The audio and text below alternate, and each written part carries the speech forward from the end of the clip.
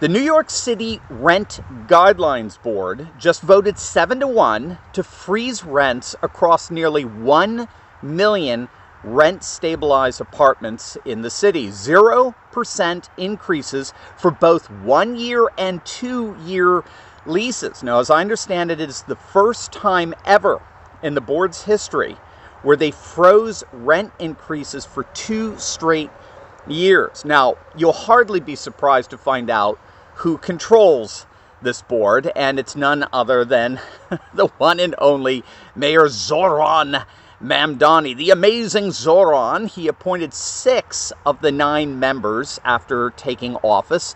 The one dissenting vote came from a woman by the name of Christina Smith. As I understand, she's the only landlord advocate on the board. Everyone else is very hostile to landlords. And she ended up resigning just the day after the vote, calling the whole process a predetermined political theater performance driven by the campaign trail, not by data. Because unfortunately for those clapping seals you just saw celebrating this move by Mamdani, the economic reality that the rent freeze crowd doesn't want you to realize is absolutely horrific, and it all centers on a single question. While rents are frozen, what remains unfrozen? What remains unfrozen? Well, things like property taxes and insurance and maintenance costs and utilities. All these costs keep rising. The Rent Guidelines Board's own 2026 housing supply report found that 57,000 rent-stabilized apartments are already vacant, up 9,000 in a single year because landlords can't afford to renovate them and still comply with the law. But it gets worse because half of the housing market is now officially frozen in place.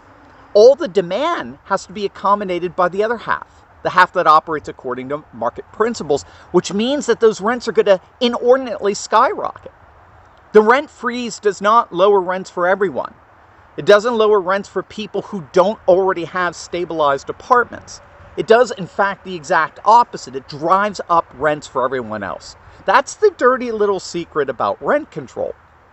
All rent control ultimately does is drive up the rent inordinately for all non-rent control apartments. It traps current tenants in their units, it destroys mobility, it pushes landlords towards foreclosure, and it takes another 60,000 apartments effectively off the market. And who are the people that get hurt by this the most?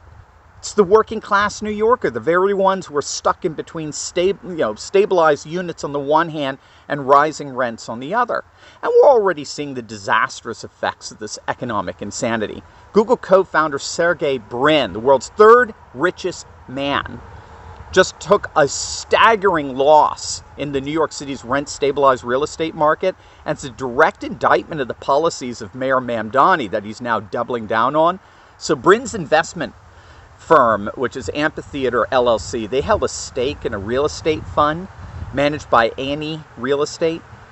They control nearly like 6,000 rent-stabilized apartments across the city. After Mamdani won election on a rent freeze platform, Brin sold his stake back to A&E, accepting just 6 cents on the dollar of his original equity investment just to get out. His gross stake was valued at approximately $79 million, meaning that the loss was absolutely huge. But the problem is this isn't an isolated story. Since 2019, the total value of rent-stabilized apartment buildings in New York City has declined by an estimated $75 billion. It's a 34% collapse in per-unit sales prices, while non-regulated apartments rose 23% over the same period. The FDIC sold $15 billion in loans backed by rent-stabilized buildings at a 40% discount. Landlords across the city are now telling brokers they want to walk away from their buildings entirely.